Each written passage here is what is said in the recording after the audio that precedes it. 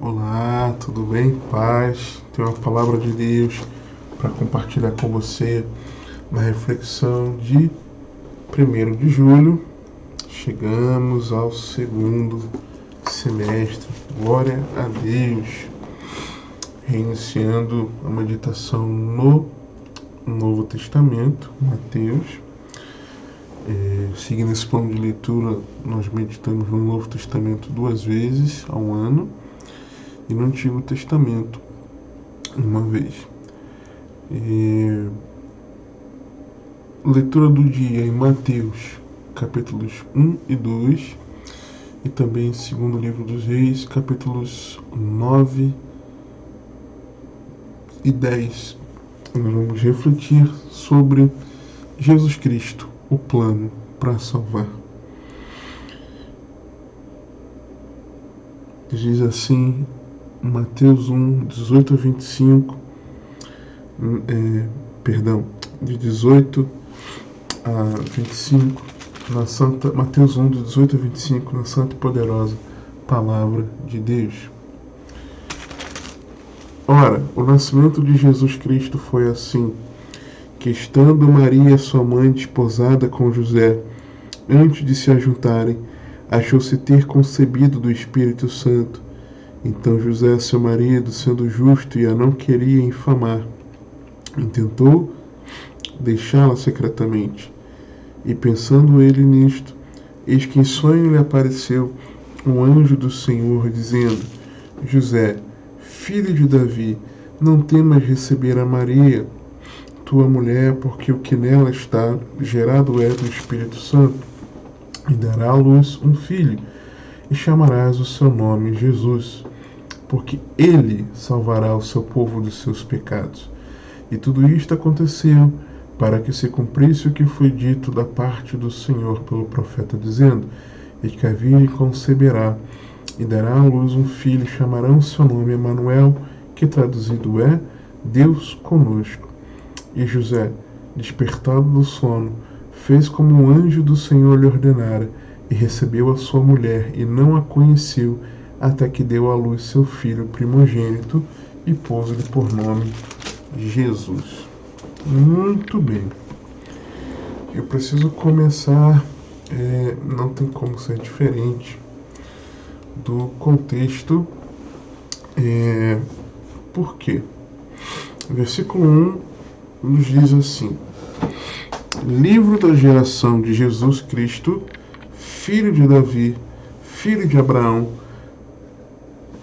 E isso já de cara nos precisa levar a esse contexto. Começando pelo contexto histórico. Você vê que o texto começa em Mateus, ok? Novo Testamento começando em Mateus, e a famosa... não essa, né? Perdão. E a famosa página em branco, ok? A famosa página em branco separando Antigo e Novo Testamento, que ela testemunha um silêncio de quase 400 anos. O período entre os testamentos significou a sucessão de vários dominadores sobre o povo judaico e uma drástica mudança na forma deles compreenderem o seu relacionamento com Deus e as práticas religiosas. Então, com a presença de outros povos dominando, o povo foi, vamos dizer assim, se ajustando, se moldando na sua forma de culto e nas suas práticas religiosas. Nesse período, o mundo experimentou uma transformação nunca antes vista na história da humanidade. O aparecimento e a desintegração do poderoso e fascinante Império Greco-Macedônio. Essa absorção da cultura grega, ela causaria importantes mudanças dentro do contexto judaico, que depois foram refletidas nas narrativas do Novo Testamento. Não tem jeito. Depois, o surgimento do Império Romano como superpotência mundial. Uma pausa aqui. Essa questão da absorção da cultura grega que moldou a forma como refletiu, melhor dizendo, nas narrativas do Novo Testamento. Ouça as narrativas do povo, dos alunos, dos estudantes do ensino médio, especialmente nas universidades. Ouça o discurso dos jornalistas, ouça o discurso dos profissionais, especialmente os envolvidos na chamada área das sociais, das humanas, melhor dizendo, mas também um pouco daqueles também da ciência. Mas veja bem, qual é a narrativa que eles contam se não é a narrativa da cultura que eles absorveram, que foi metodicamente implantada? Estou falando aqui do contexto Brasil, mas não só Brasil, foi implantada na sociedade ao longo das décadas aí, ok? Então, isso se reflete. E assim aconteceu com a cultura grega em relação ao povo já no Novo Testamento. Depois do surgimento do Império Romano como superpotência mundial, é o pano de fundo político principal para entendermos com precisão as narrativas do Novo Testamento. E é muito interessante porque nós vemos isso aqui no capítulo 2. E tendo nascido Jesus em Belém, de Judeia, no tempo do rei Herodes. Então, é importante essa referência por conta disso.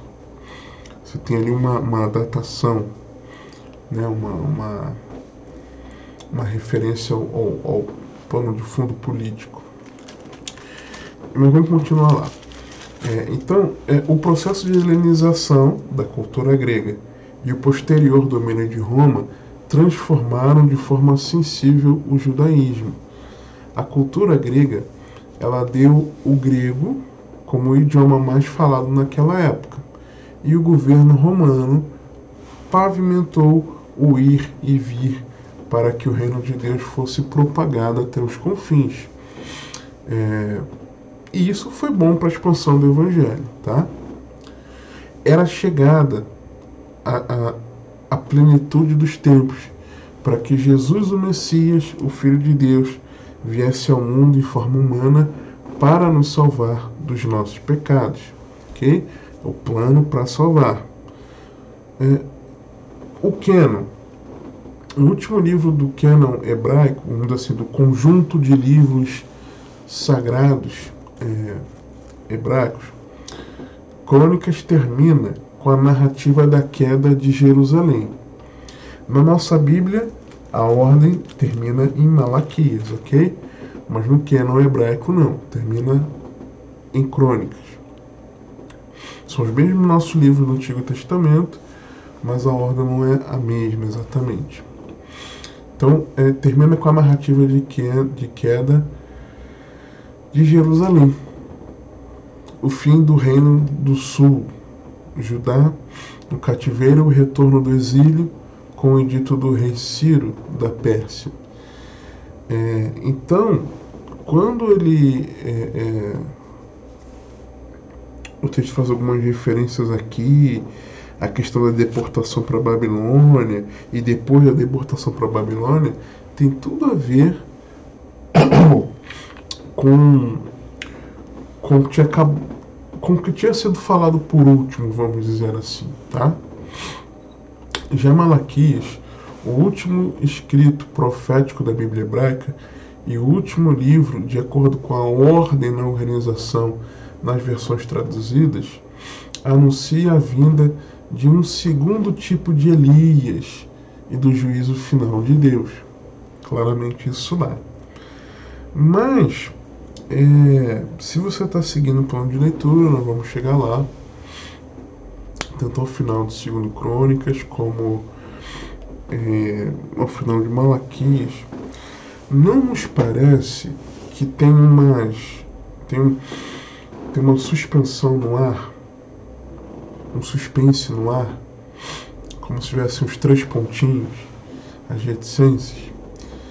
Então, pulando essa famosa página em branco que eu te mostrei, provavelmente você tem na sua Bíblia, que divide Antigo do Novo Testamento, nós caímos no Evangelho segundo Mateus.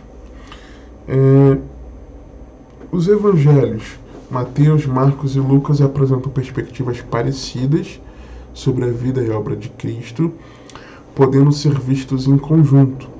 Há algumas importantes diferenças entre eles que enriquecem e, acompanhado de João, completam a nossa visão sobre o Evangelho de Jesus. Tá?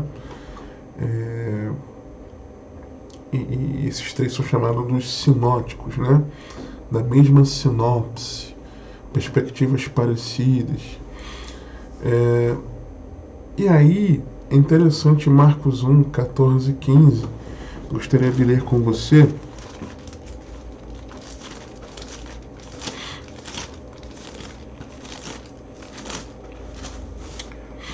E depois que João foi entregue à prisão, veio Jesus para a Galiléia pregando o evangelho do reino de Deus e dizendo: o tempo está cumprido, o reino de Deus está próximo, arrependei-vos e crede no evangelho. Nós vemos que quando Jesus veio, ele veio proclamando o poder de Deus para a salvação. Porque Jesus é o plano de Deus para salvar. Então, quando ele chegou, ele não apenas veio seu sacrifício para a salvação, mas ele iniciou o seu ministério proclamando a mensagem da salvação. E é maravilhoso porque quando nós olhamos para Mateus, nós vemos a questão do tempo está cumprido. Nós vamos abordar sobre isso aqui, porque uma pegada voltada mais para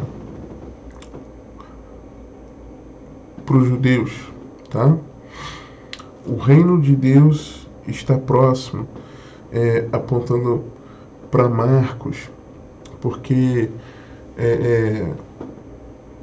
o Evangelho segundo Marcos, ele mostra a questão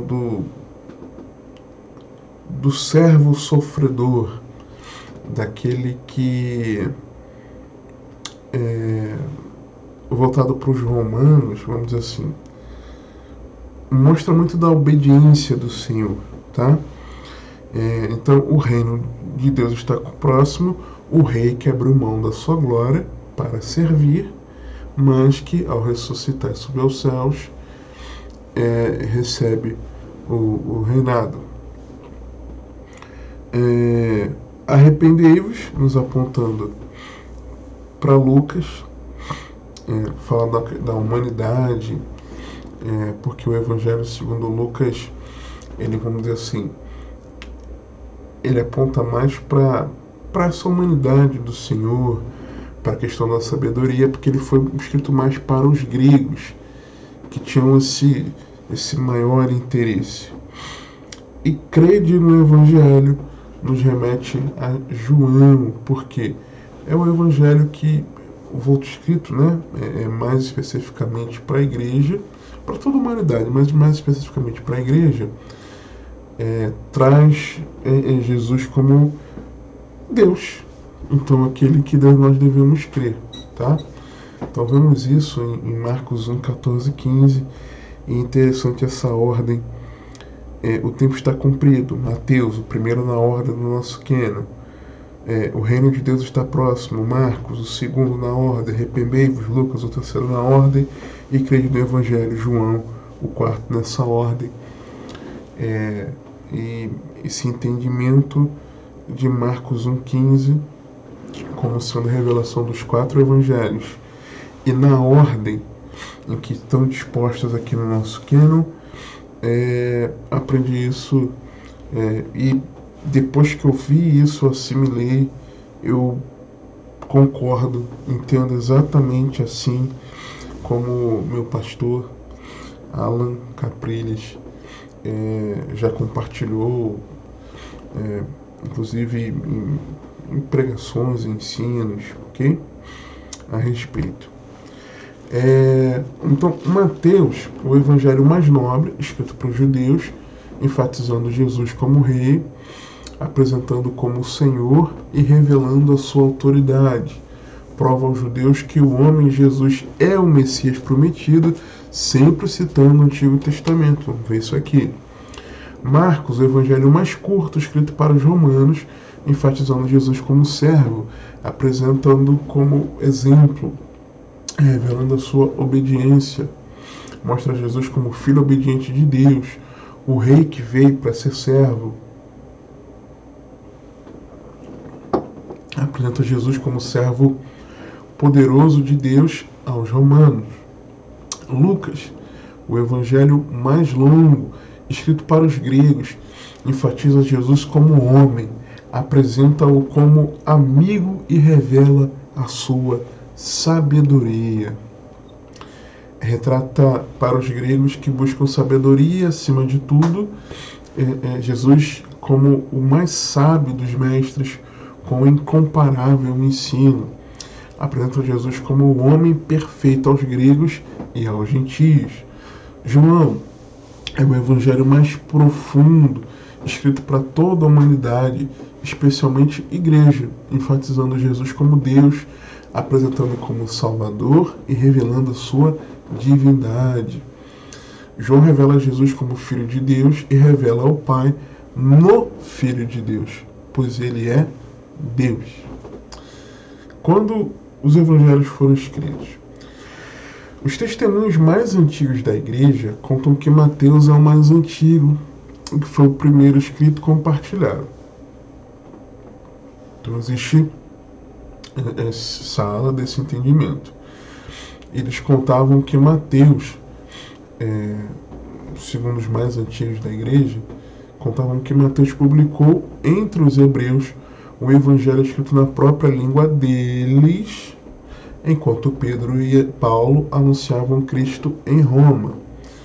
Então, quando estes morreram, Paulo e Pedro, Lucas, discipulado por Paulo, registrou o evangelho pregado pelo apóstolo. Marcos, que foi discipulado e era intérprete de Pedro, nos entregou o essencial da pregação desse apóstolo. Então é como se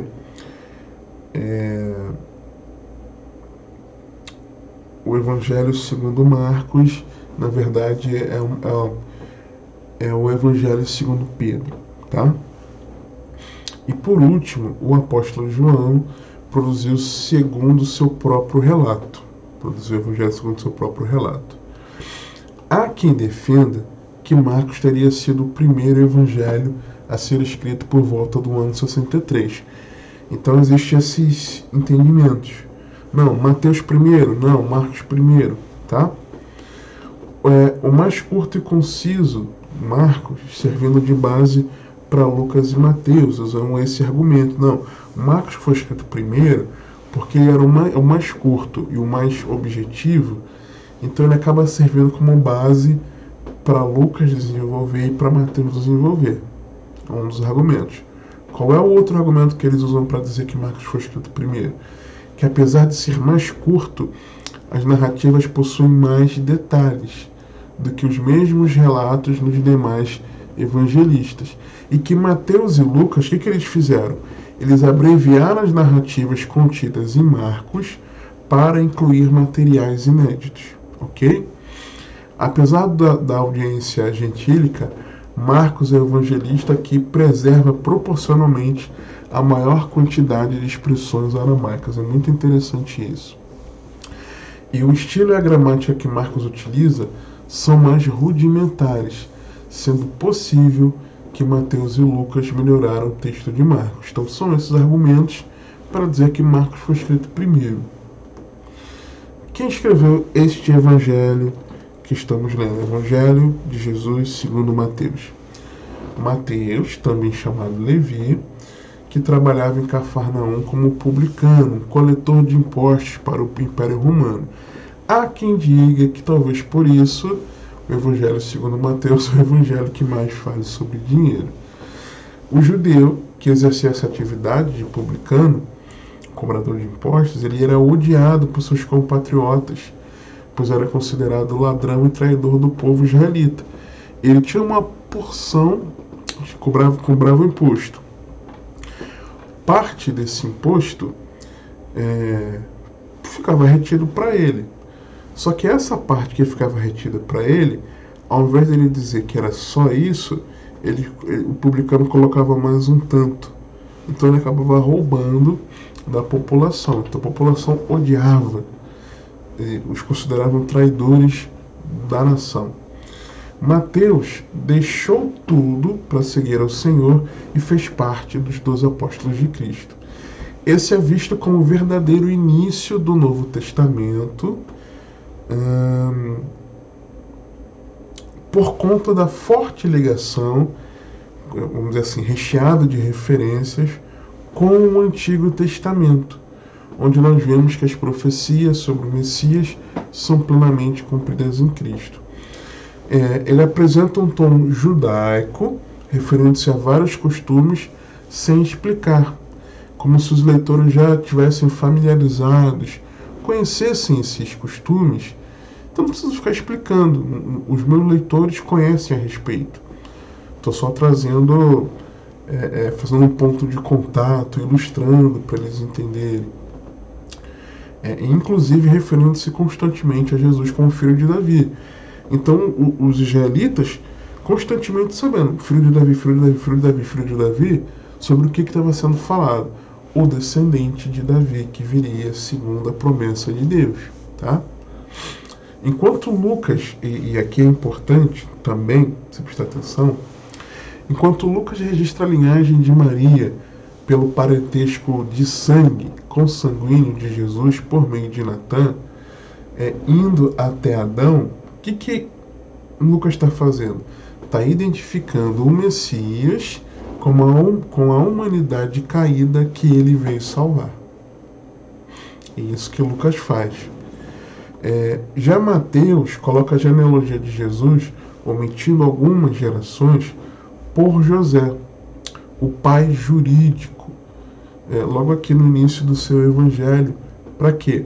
Para já apresentar as credenciais de Cristo. E que credenciais eram essas? Os judeus, eles davam grande importância às árvores genealógicas. E eles já sabiam a linhagem a qual o Messias devia pertencer. Então Mateus já chegou falando logo, de tal. Ele expressou isso. Então, a partir de, se não me engano, a partir de Davi, divergem a genealogia entre Mateus e Lucas, tá? Por quê? Vamos abrir aqui em Lucas, para eu poder te comentar isso. Se eu não me engano, Lucas, ele menciona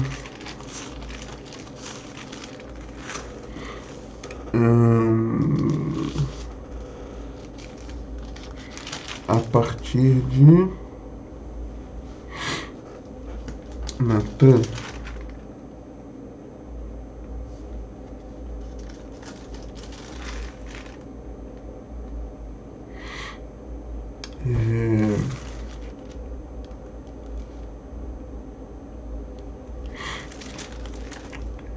É interessante ver essa diferença.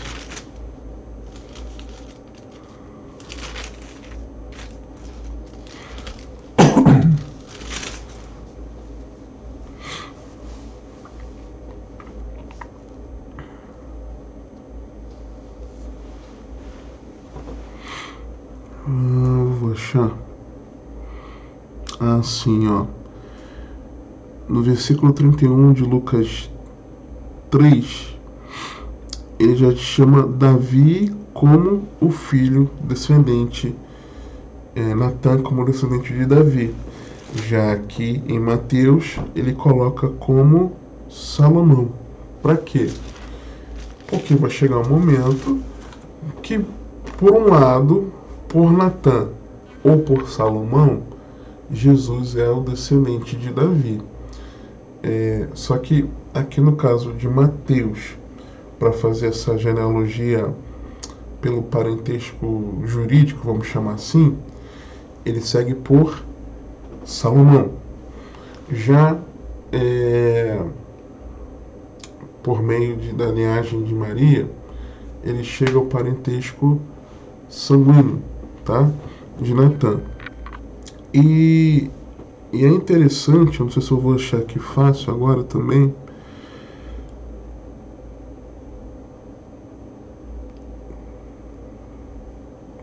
é porque, por exemplo, no versículo 23, perdão, de Lucas 3, fala que este mesmo Jesus estava como que começando os 30 anos, sendo como se cuidava filho de José.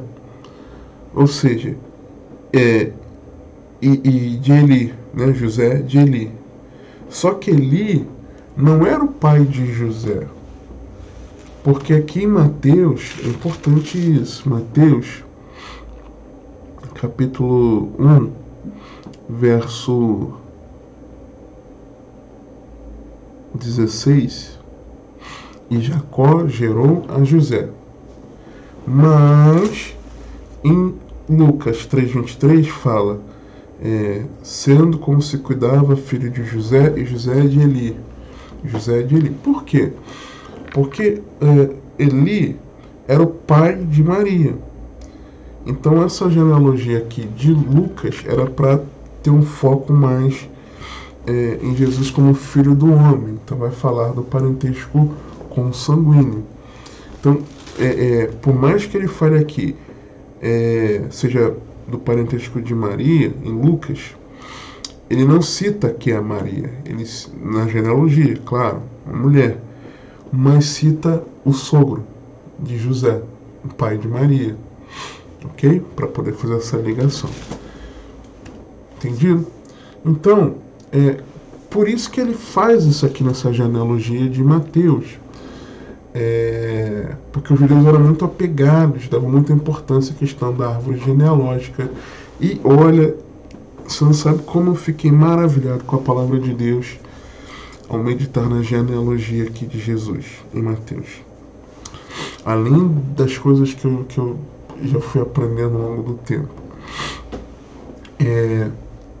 Então, como filho, vamos voltar aqui, né? Livro da geração de Jesus Cristo, filho de Davi, filho de Abraão. Então, como filho de Davi, ele seria o rei. E como filho de Abraão, ele seria oferecido como sacrifício. E aí nos remetendo a duas importantes alianças do Senhor. O eterno rei e Senhor, filho de Davi, que abriu mão da sua glória para se oferecer em nosso lugar como sacrifício para nos salvar. Então, quando Mateus inicia falando disso, do rei vindo, nascendo, capítulo 2 menciona isso, né? Onde está o rei dos judeus? E termina, né, abordando da morte do Senhor, ele se oferecendo como sacrifício. Versículo 2: Abraão gerou a Isaac, e Isaac gerou a Jacó, e Jacó gerou a Judá e a seus irmãos. Eu vejo aqui a questão da promessa de Deus. Por quê? Primeiro nós vemos Jesus como o filho de Davi e o descendente de Abraão, a descendência de Abraão, por meio da qual ele salvaria todas as famílias da terra, por meio de quem a salvação chegaria aos gentios. Mas no versículo 2, eu vejo que Jesus aqui sendo apresentado como a promessa de Deus. Porque de Abraão para Isaac, de Isaac para Jacó, de Jacó para seus filhos, nós vemos textos de Deus reafirmando a promessa da vinda do descendente por meio de quem ele salvaria. Então eu vejo aqui, de pai para filho, de geração em geração, Jesus sendo apresentado como a promessa de Deus.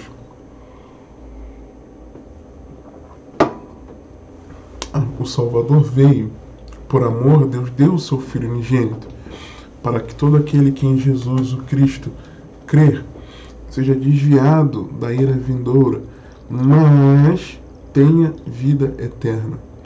Não há outro caminho, não há outra verdade, não há outra vida, não há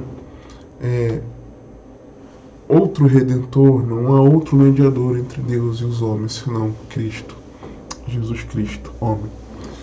Salvação só em Jesus, porque Cristo é o plano de Deus para nos salvar. Então, por isso que ele é a promessa. Eu vejo como ele é a promessa de Deus aqui, porque por meio dos filhos de Jacó, os filhos de Israel, Deus cumpriu a sua promessa ao longo. Aliás, um plano além do tempo. Efésios 1, 3 a 5. Bendito Deus e Pai de nosso Senhor Jesus Cristo, qual nos abençoou com todas as bênçãos espirituais nos lugares celestiais em Cristo, como também nos elegeu nele antes da fundação do mundo, para que fôssemos santos e irrepreensíveis diante dele em amor, e nos predestinou para filhos de adoção por Jesus Cristo para si mesmo, segundo o beneplácito de sua vontade. E aqui o entendimento único é de eleitos em Cristo, no coletivo, como igreja, para salvação, aqueles que participarem do corpo de Cristo, o eleito. Mas essa eleição de Cristo, essa escolha daqueles que estiverem em Cristo, da igreja, né?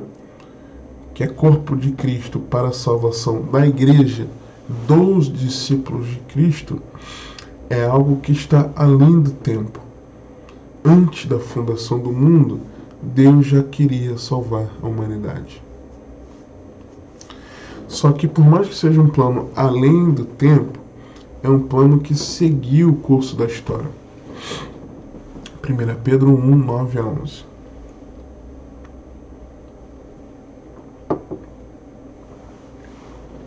Alcançando o fim da vossa fé, a salvação das vossas almas, da qual salvação inquiriram e trataram diligentemente os profetas, que profetizaram da graça que vos foi dada, indagando que tempo ou que ocasião de tempo o Espírito de Cristo que estava neles indicava, anteriormente testificando os sofrimentos que a Cristo haviam de vir e a glória que se lhes havia de seguir. Ok?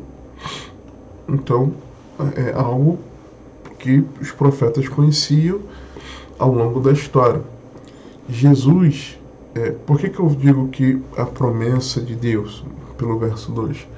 Porque Jesus é o tema central e unificador de toda a Bíblia, nos ajudando a interpretar a palavra de Deus, que narra a história da redenção, cujo Redentor é Cristo.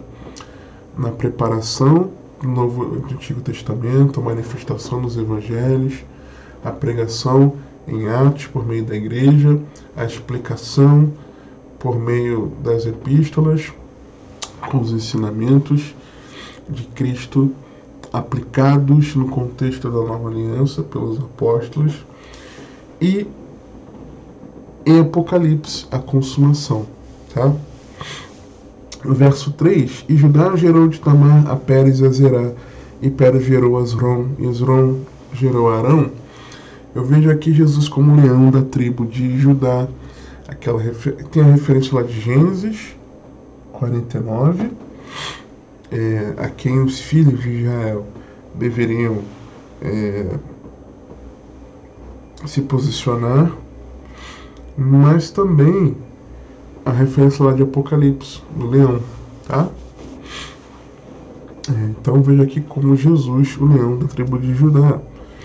Quando o texto diz no verso 4, e Arão gerou a Aminadab, Aminadab gerou a nação gerou a Salmão, vendo Arão, eu penso em que me lembra aqui Jesus, o sumo sacerdote. Jesus, o sumo sacerdote. Versículo 5. E Salmão gerou de Raabe a Boaz, e Boaz gerou de Ruth a Obed, Obed de Jessé. Eu vejo Jesus como Salvador do mundo. Por quê? Raabe era de Jericó. Ruth era de Moabe. Então, elas inseridas aqui, eu enxergo aqui a salvação aos gentios também. Ou seja, Jesus como o Salvador do mundo, não só dos judeus. Dos versos 3 a 5, tá?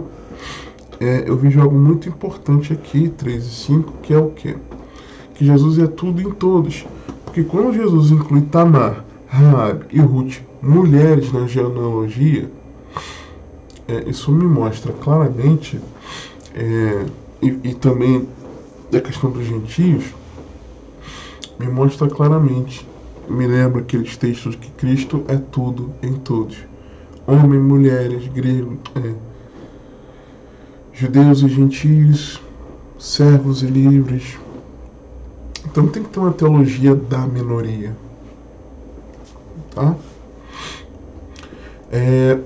E outra, eu vejo também que Jesus é especialista em transformar realidades. Por quê? Tamar, Gênesis 38, aquela questão do esposo ter morrido e não ter irmão do esposo vivo para suscitar herança. O sogro promete que ia resolver a questão, não resolve. Então ela arma, se veste de prostituta, dorme com o sogro, sem o sogro saber, não se identifica que era ela, né? E engravida e manda dizer, ele deixa os pertences, né? Olha, diz aí que o pai é esse que tem esses pertences aqui. Aí então ele diz que ela foi justa e ele injusto, porque tinha passado o tempo, ele não tinha visto a questão dela estar sem herança, né? Não ter filhos. E então acontece tudo isso. Então eu vejo que nesse engano de Tamar, depois a prostituição de Raabe e a idolatria de Ruth, eu vejo que Jesus é o especialista em transformar as realidades. Não importa se você vivia no engano, não importa se você vivia na promiscuidade, não importa se em idolatria, não importa no que fosse, na soberba, no orgulho, na maledicência, Jesus é especialista em transformar realidades. Ele é o plano para salvar, ele veio para transformar as nossas realidades. O rei, filho de Davi, que veio como filho de Abraão, oferecido em sacrifício, mas também o descendente por meio do qual todas as famílias da terra seriam benditas. Aquele que é a promessa de Deus ao longo da história. Aquele que, além disso, da promessa de Deus ao leão da tribo de Judá. Se ele é o leão da tribo, se ele é a promessa de Deus, se cumprindo o plano de Deus, essa promessa, então o que se cumpriu, será que as promessas do Senhor, de que nele nós estamos seguros para a salvação, de que ele virá nos buscar, de que nós já fomos abençoados com todas as sortes de bênçãos celestiais em Cristo, de que a nossa vida está escondida com Cristo, de que em Deus, de que ele voltará para nos buscar, para que onde quer que Ele esteja, nós estejamos também. Será que tudo aquilo que o Senhor falou sobre nós, sermos guiados pelo Espírito Santo, morada do Pai, do próprio Filho, do Espírito Santo, se guardamos seus mandamentos, será que, se Deus cumpriu essa promessa ao longo da história de enviar Cristo para salvar, a promessa de Deus para nós de salvação, ela não vai se cumprir? É claro que vai, se nós perseverarmos em Cristo. E esse mesmo, que é a promessa de Deus, que é o leão de Judá, nós vemos na linguagem, por exemplo, de Apocalipse, Jesus como em muitos momentos apresentado como Cordeiro. Tem um momento lá do Cristo glorioso no capítulo 1, mas vários momentos o Cordeiro.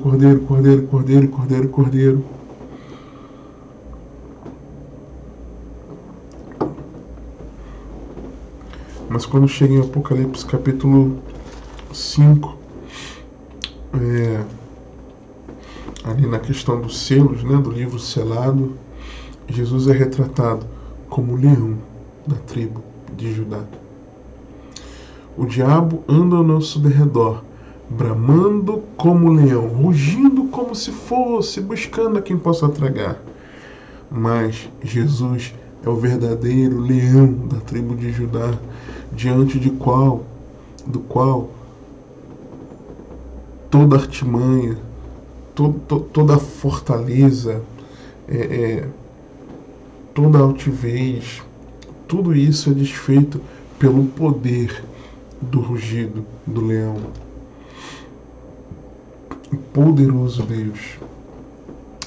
Mas além disso, de enxergar isso, versículo 4, ele é o sumo sacerdote, aquele que ofereceu um único sacrifício para nossa salvação, aquele que tem tudo tentado sem jamais ter pecado. Temos um sacerdote sobre a casa de Deus, um sacerdote que entrou no nosso lugar, no Santo dos Santos, e agora o véu foi rasgado e você e eu podemos ir ao acesso do Pai pelo novo e vivo caminho em Jesus, o sumo sacerdote, chegando junto ao trono da graça de Deus. Vemos aqui no verso 5 que ele é o Salvador do mundo. Não importa a sua onde você nasceu, não importa se você nasceu no Brasil, fora do Brasil, no continente que for, não importa. Jesus é o Salvador do mundo, de todo aquele que a ele se achega em fé. Dos versos 3 a 5, vemos que esse é o mesmo, que é o Cristo, que é o tudo em todos, que não tem questão ele se preocupa com as minorias, se preocupa, mas ele não veio salvar as minorias, ele veio salvar a todos, ele é tudo em todos, não importa se mulheres, não importa se gentios, não importa se servos, se livres, se judeus, não importa a etnia, não importa a condição social, não importa raça, não importa a formação acadêmica, não importa status, não importa a remuneração. Cristo é tudo em todos. E Ele é o especialista em transformar, tirando engano, desfazendo perdoando a prostituição e também idolatria e todo e qualquer pecado. Jesus é poderoso para transformar. É esse que veio nos salvar. Versículo 6. Jessé gerou ao rei Davi, e o rei Davi gerou a Salomão, da que foi mulher de Urias. Jesus é a raiz de Jessé. Jesus é o renovo que brota. Quando parece que as coisas estão mortas, Jesus é o renovo. Eu vejo também quando o texto se refere aqui a Urias, né? Gera Salomão, que foi mulher de Urias, de Urias. O Espírito Santo quis lembrar aqui mais uma mulher, quis lembrar aqui, eu entendo, tá? De que Jesus é aquele que nos redime dos nossos pecados. Me faz lembrar aqui do coração arrependido de Davi diante de Deus. Jesus é aquele que traz remissão dos nossos pecados. Há perdão no nome de Jesus. Versículo 7. Salomão gerou a Robão, e Robão gerou a Abias, e Abias gerou a Asa. Pensar em Salomão é pensar num rei sábio, muito sábio. E quem é a sabedoria de Deus senão Jesus Cristo? Jesus é a sabedoria de Deus. Versículo 8. E Asa gerou a Josafá, Josafá gerou a Jorão, Jorão gerou a Uzias. Josafá, lembra de Josafá, vitorioso na batalha, nos lembra que Jesus é o general do exército, poderoso, vitorioso nas batalhas.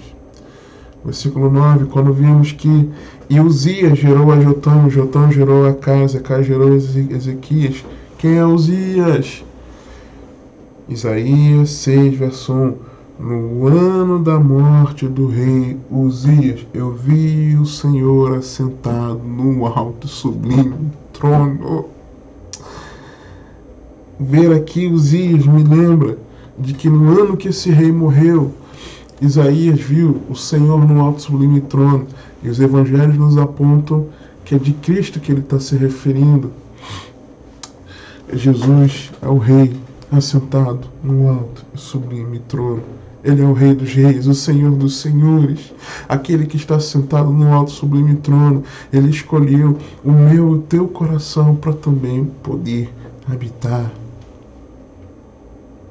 Se Ele é o Rei assentado no alto e sublime trono, o que pode alcançar a soberania, o reinado de Cristo no trono alto? O que poderia alcançar esse trono alto para que possa querer governar o meu e teu coração? O que pode ser mais sublime do que esse reinado de Jesus no nosso coração e nós permitirmos que circunstâncias, pessoas, situações dominem a nossa vida? Não. Ele é o rei no alto e sublime trono. No verso 10, e Ezequias gerou a Manassés, e Manassés gerou a Amon, e Amon gerou a Josias. Me lembra do descuido de Ezequias na formação do seu filho, e de que Manassés foi o pior rei de Israel. Mas, que ao final da sua vida, ele teve uma nova chance, ele pôde se arrepender. Não importa o caminho pelo qual você tem trilhado, não importa a vida que você tem levado até aqui, mas se hoje você se arrepender dos seus pecados, se hoje você reconhecer a Cristo Jesus como teu Senhor e Salvador, esse que é o plano de Deus para a salvação, Ele resgata a tua vida e te conduz à eternidade, te conduz à vida eterna, te livra da condenação, se hoje você se arrepender dos seus pecados. Ah, mas eu fiz isso, eu fiz aquilo outro. Jesus é poderoso para salvar a sua vida. Jesus é poderoso para te dar uma nova chance. Versículo 11. E Josias gerou a Jeconias e a seus irmãos na deportação para a Babilônia. Jesus é aquele que, portanto, nos amar, Ele nos corrige. Hebreus nos mostra quem é o pai que não corrige seu filho, e Provérbios também, né?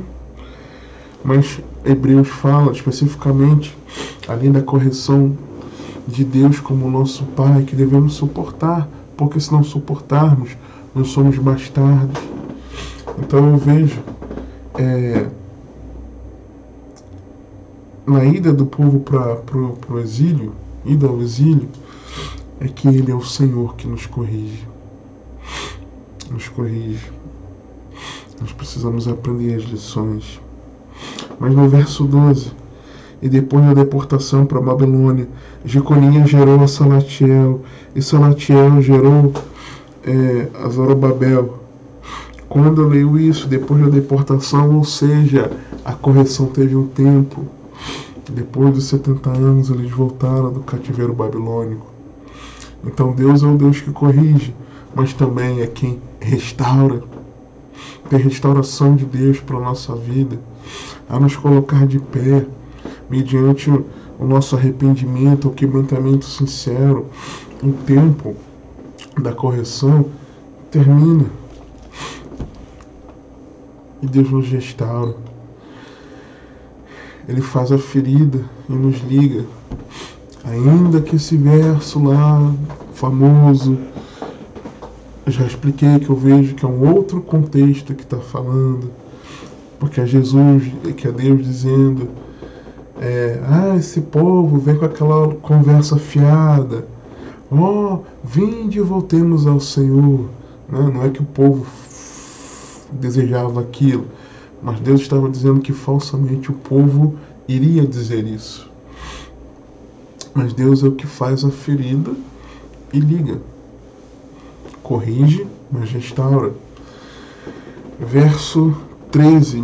Presta atenção nisso. E Zorobabel gerou a Abiúde, e Abiúde gerou a Eliaquim.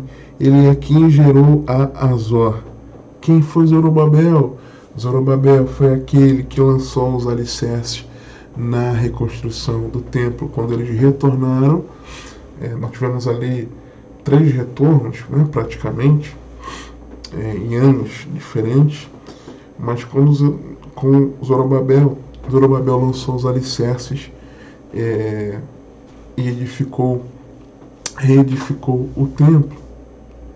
Lançou os alicerces, o fundamento. Quem é Jesus? Jesus é a pedra angular, é a pedra de esquina. Jesus é o fundamento da igreja, a casa espiritual de Deus, a casa de Deus, a casa do Deus vivo, que está sendo edificada com pedras vivas, comigo e com você. Jesus é esse fundamento. Jesus é esse fundamento. Quando eu vejo Zorobabel, eu penso nisso. Pensava antes, não. Comecei a pensar hoje. Meu Deus. Que maravilha. Verso 14. E Azor gerou a Sadoc. E Sadoc gerou a Aquim. E Aquim gerou a Eliúde. Presta atenção nisso aqui, gente. Presta atenção. Azor. O que significa o nome Azor? O ajudador. Lembra?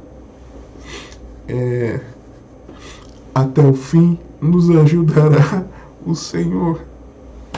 Ele é o ajudador. Sadoc é o justo que morreu por nós, os injustos, Cristo Jesus. Aqui, o estabelecido por Deus. Eliúde, o resplendor de Deus. Versículo 15. E Eliúde gerou a Eleazar, e Eleazar gerou a Matã, e Matã gerou a Jacó. Eleazar, a ajuda de Deus, e Matã, o presente de Deus. Deus amou o mundo de tal maneira que deu o seu Filho unigênito para que todo aquele que nele crê não pereça, mas tenha vida eterna. Ele é o presente de Deus, o plano de Deus para nos salvar. Jesus.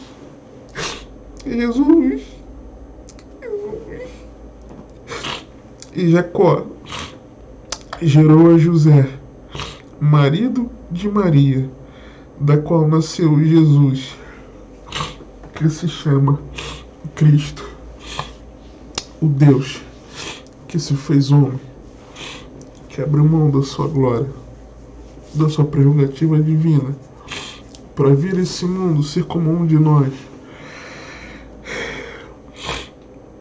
viver sendo tentado, mas sem jamais pecar, morrendo sem pecado no meu e no teu lugar, para que por meio do seu sacrifício ele pudesse ser receber sobre o seu corpo a punição justa sobre mim e sobre você. Ele recebeu a justa punição que você e eu merecíamos. Jesus. Versículo 17. De sorte que todas as gerações desde Abraão até Davi são 14 gerações, e desde Davi até a deportação para a Babilônia 14 gerações, e desde a deportação para a Babilônia até Cristo 14 gerações. E é maravilhoso isso, porque além de nós vermos aqui a questão da contagem, por exemplo, como nós vemos a partir da deportação até Cristo, nós temos aqui, Jeconias, Salatiel, Zorobabel, Abiúde, Eliaquim, Azor, Sadoc, Aquim, Eliúde, Eleazar, Matã, Jacó, José,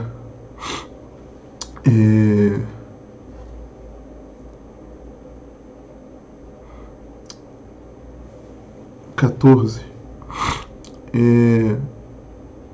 E de Davi até as gerações, até a deportação, 14. E de Abraão até Davi, 14. E por que o texto aqui menciona Davi nessa separação dos 14? Por quê?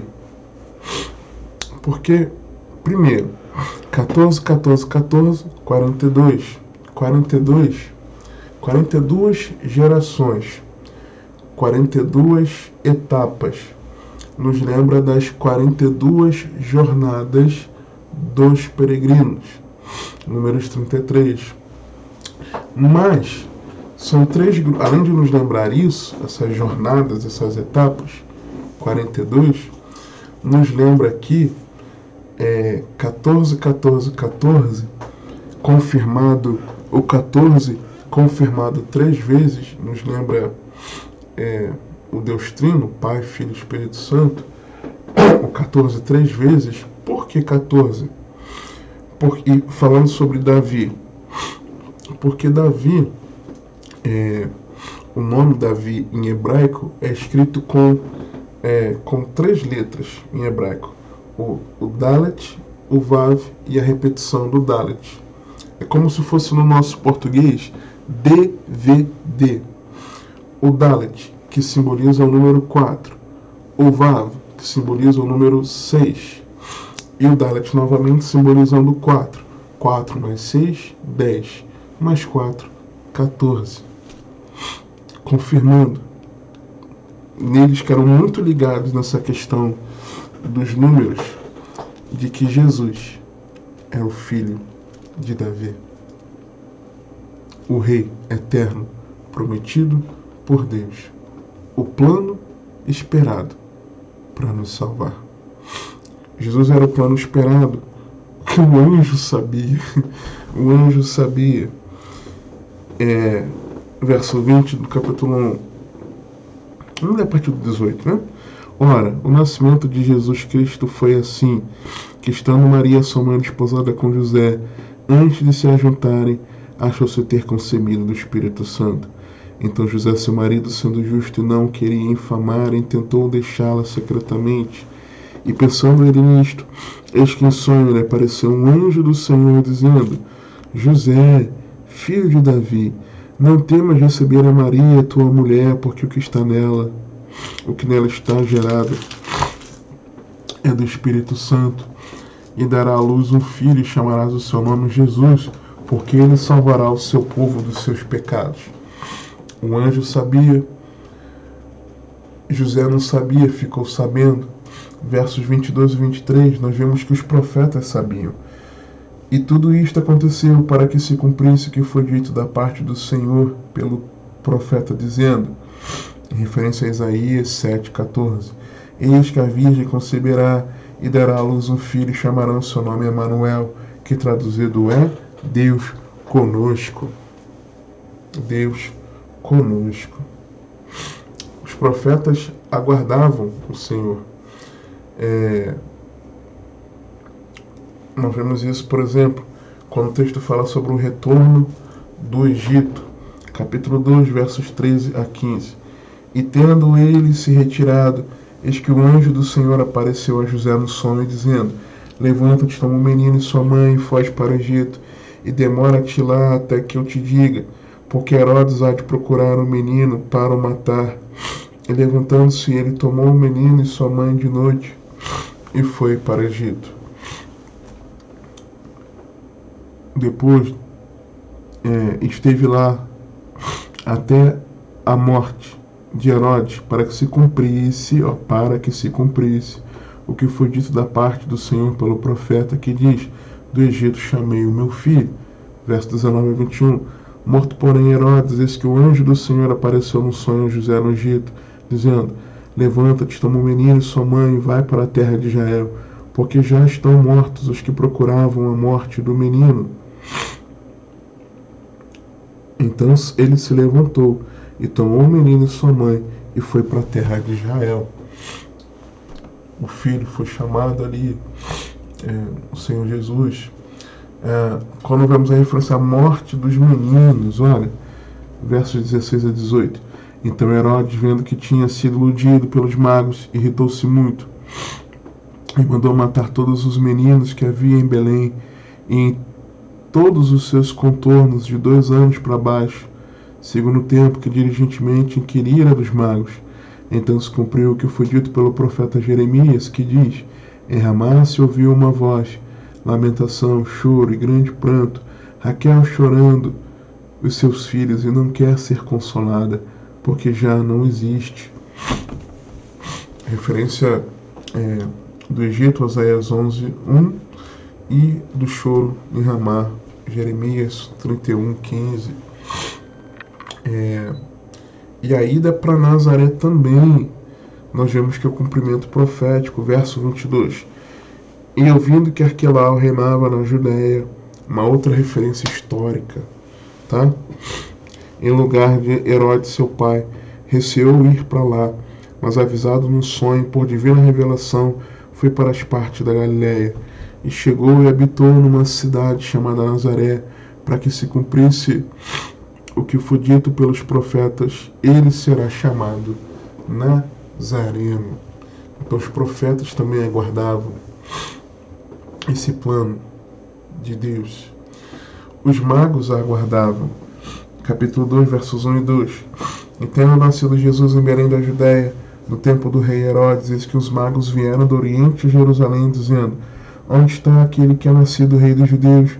Porque vimos a sua estrela no Oriente e viemos a adorá-lo. Eles sabiam. Herodes também aguardava. Versículos 3 e 4. E o rei Herodes, ouvindo isto, perturbou-se toda Jerusalém com ele, e congregados todos os principais sacerdotes e os escribas do povo, perguntou-lhes onde havia de nascer o Cristo. Ele sabia que Jesus viria, que o Cristo viria. E os sacerdotes também aguardavam. Versos 4 e 5.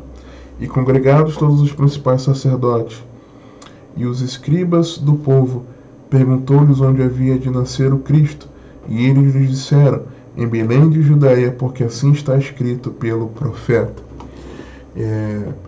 E mais uma referência que os profetas aguardavam é que está escrito lá em Miqueias 5:2, e tu, Belém, terra de Judá, de modo nenhum és menor entre as capitais de Judá, porque de ti sairá o guia que há de apacentar o meu povo Israel. Em outras palavras, como está dizendo aqui, Mateus 2:6. Então todos eles aguardavam o Senhor. Moisés aguardava, Hebreus 11:24-26. A mulher samaritana aguardava, João 4:25. Marta aguardava, João 11:25-27. O povo o aguardava, Lucas 3:15.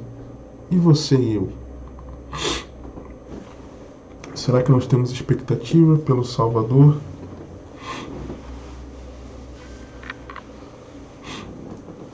Se temos, que tipo de expectativa nós temos? Ele veio.